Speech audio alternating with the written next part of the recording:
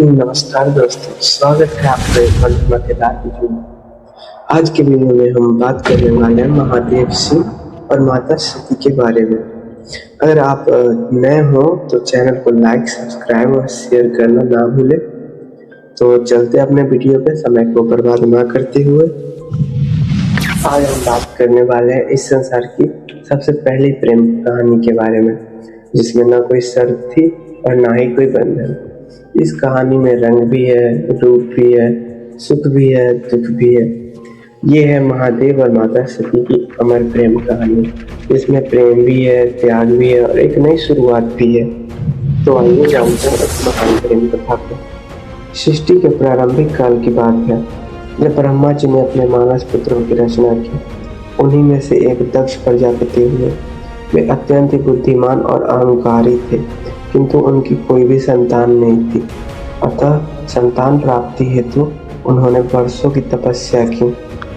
कठोर तपस्या के बाद उनकी ये तपस्या रंग लाई और उन्हें एक संतान प्राप्ति का वरदान मिला, और संतान स्वरूप उन्हें एक दिव्य कन्या की प्राप्ति हुई, जिन्हें आज हम देवी सती के नाम से जानते हैं। देवी सती कोई साधारण कन्या नहीं थी। उनका स्वरूप स्वयं शक्ति का अंश था और वह स्वयं आदि शक्ति का अवतार थी। महाराज दक्ष को अपनी पुत्री पर बहुत ही गर्व था, लेकिन उनके मन में यह प्रश्न भी था कि वो अपनी पुत्री का विवाह किसी महान देवता या किसी वैभव राजकुमार से करवाएंगे। वहीं दूसरी तरफ देवी सती बचपन से विचित्र स्वभाव की थी।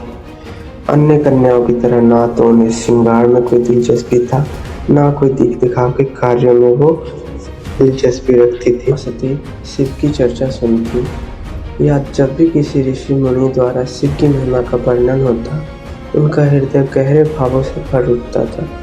शिव जो एक शमशानवासी थे, मृग चर्म को धारण करते थे, सर्पों को अपने गले का आभूषण बनाते थे, पर सती के लिए यही शिव उनके हृदय में बस चुके थे। धीरे धीरे यह प्रेम में बदल गया। अब देवी सती का एक ही लक्ष्य था, भगवान शिव को अपने पति के रूप में देखना।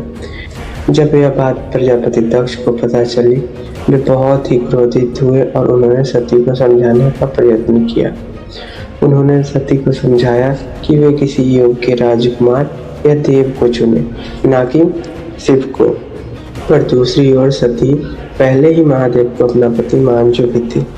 देवी सती ने इसके लिए एक अत्यंत ही कठोर तपस्या, पंचवायु और वर्षा की तपस्या को शुरू किया। इस तपस्या में उन्होंने जल, भोजन, भूख, प्यास, नींद सबको त्याग दिया। शिव की तपस्या में वो लीन हो गई। देवी सती वर्षों तक शिव की तपस्या करती रह गई। देवजन भी देखकर आश्चर्यचकित थे कि एक कन्या इतनी कठोर तपस्या कैसे कर सकती है। यह तपस्या निरंतर चलता रहा और अंततः भगवान शिव ने उनकी भक्ति को स्वीकार करने का निर्णय लिया। सती अपनी तपस्या में लीन थी। उनका एकमात्र उद्देश्य था शिव की प्राप्ति। तपस्या के दौरान ही शिव प्रकट हुए और मुस्कुराए। जैसे ही सती ने अपने नेत्र खोले, शिव उनके समक्ष खड़े थे। सती बहुत ही प्रसन्न हुई। फिर शिव ने उन्हें कहा, हे देवी, तुम्हारा प्रेम मुझे बाध्य करता है कि मैं तुम्हें अपनी अर्धांगिनी के रूप में स्वीकार करूं।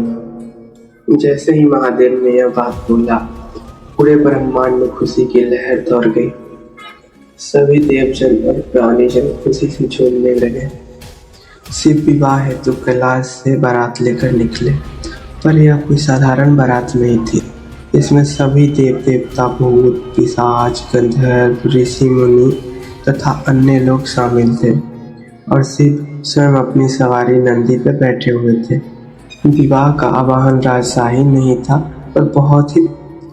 विवाह के दौरान ब्रह्मा जी ने मंत्र का उच्चारण किया, भगवान विष्णु ने कन्यादान किया और समस्त लोगों ने पुष्पों की वर्षा की। समय धीरे धीरे बीता।